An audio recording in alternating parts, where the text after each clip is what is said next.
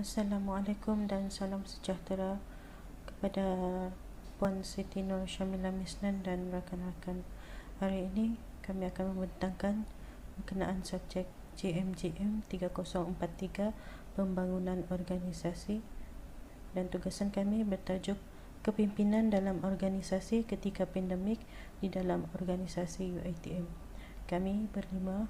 Yang pertama, Engku Muhammad Nur Hafizam bin Engku Ngazam Shah, Izharuddin bin Zainal, Muhammad As-Sohbirin bin Matsani, Muhammad Nazmin bin Jasmin, dan saya Nirwana binti Husin. Pengenalan kepada latar belakang organisasi. Universiti Teknologi Mara UiTM ialah sebuah universiti awam di Malaysia yang menerima pelajar berputera sahaja. Pusat latihan RIDA, pihak berkuasa kemajuan luar bandar dan perindustrian, membukanya pada tahun 1956 dengan kira-kira 50 pelajar untuk membantu orang Melayu luar bandar. Datuk On Jaafar, pengasas dan bekas Presiden Pertubuhan Kebangsaan Melayu Bersatu UMNO, merupakan penggerak di sebalik penubuhan Universiti Teknologi Mara UiTM. Universiti Teknologi Mara telah ditubuhkan pada tahun 1967. Organisasi ini diwujudkan sebagai tindak balas kepada kekurangan pekerja yang berkelayakan di Malaysia, khususnya dalam kalangan penduduk Bumi Putera Negara. Pada tahun 1965, Kerajaan dan Pertubuhan Bangsa-Bangsa Bersatu melancarkan penilaian tenaga kerja untuk menentukan tahap kekurangan.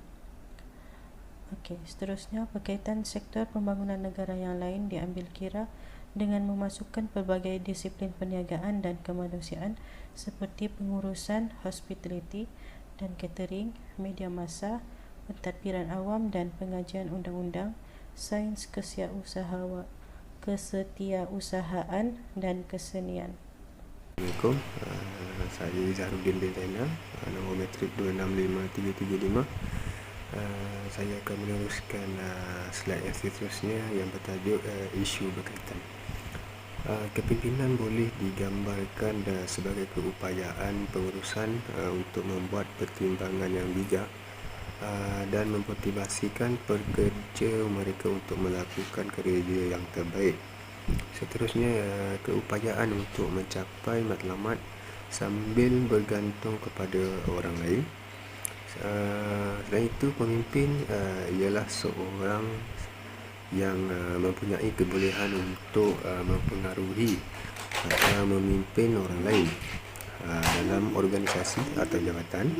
Seseorang pengurus bertanggungjawab untuk mengawasi dan mengarahkan aktiviti orang yang bekerja di sana. Seterusnya, seorang pemimpin memberi inspirasi kepada orang lain, tetapi seseorang pengurus menggunakan kuasa ke atas mereka. Seorang pengurus memberi tumpuan kepada organisasi dan kaki tangan, tetapi seseorang pemimpin memberi tumpuan kepada komunikasi, kredibiliti dan pemerkasaan. Seterusnya, peranan pemimpin untuk menentukan hasil organisasi yang mempunyai impak yang luas kepada pekerja di semua peringkat adalah amat jelas dalam selepas krisis dan sememangnya penting dalam cara asas. Kajian terdahulu menunjukkan bahawa pemimpin yang berjaya adalah mereka yang mahir untuk membuat keputusan yang betul dan memberikan jaminan melalui gabungan optimism dan realism yang seimbang mengenai masa depan. COVID-19 juga mempengaruhi organisasi dan ekonomi perniagaan dengan cara yang negatif. Ini juga memaksa organisasi untuk melihat cara alternatif untuk menjalankan operasi organisasi tersebut. Yang pertama ialah melalui sambungan jarak jauh dan penggunaan teknologi digital. Selain itu, bekerja dari rumah, work from home. penetapan had atau jumlah pekerja setiap hari, pengalaman norma baharu di tempat kerja, penjarakan jarak, pemeriksaan suhu ataupun dan aktiviti sanitize. Namun ini bukan hanya menyeimbangkan kehidupan, tetapi menghadapi semua halangan untuk tampil positif dan tampil secara produktif sesuai dengan tuntutan semasa. Cabaran bagi sumber manusia adalah yang pertama, mengembangkan pekerja yang inovatif, proaktif, komited dan berdedikasi kepada majikan. Selain itu, tetap positif dan produktif dalam situasi sukar ini untuk berjaya dalam keadaan semasa. Akibat daripada wabak coronavirus ini ataupun COVID-19, para pemimpin organisasi dan kerajaan telah mengambil alih tangan mereka. Pekerja dan pihak berkepentingan lain berasa takut dengan pengorbanan kemanusiaan di masa era COVID-19 ini. Langkah pertama yang harus dilakukan oleh pemimpin ialah mengakui bahawa organisasi mereka sedang mengalami krisis.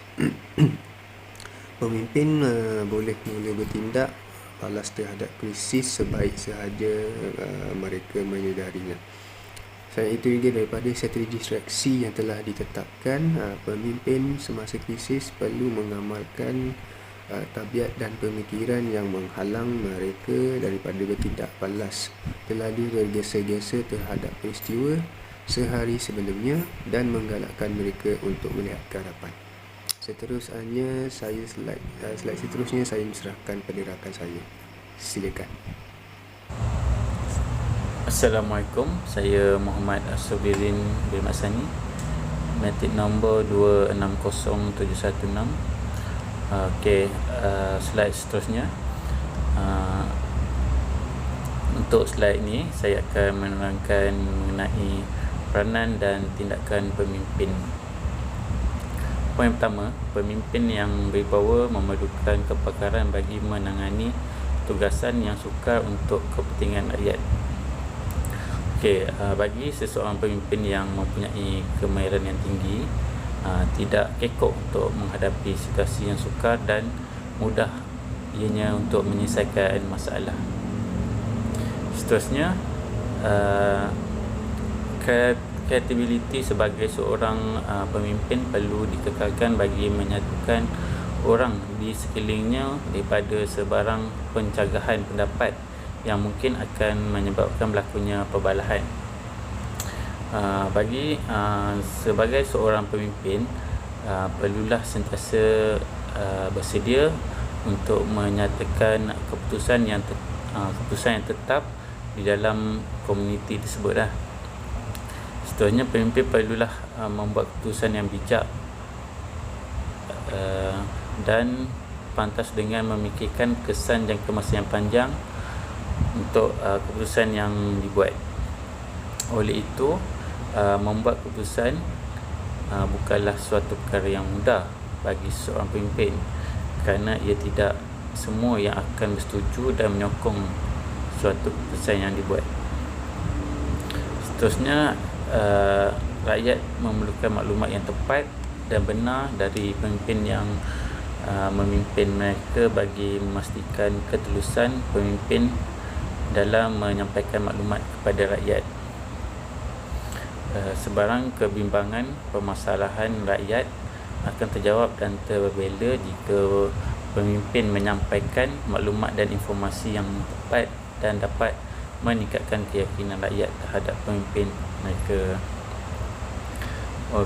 Untuk slide seterusnya, iaitu aplikasi teori, saya serahkan kepada rakan saya.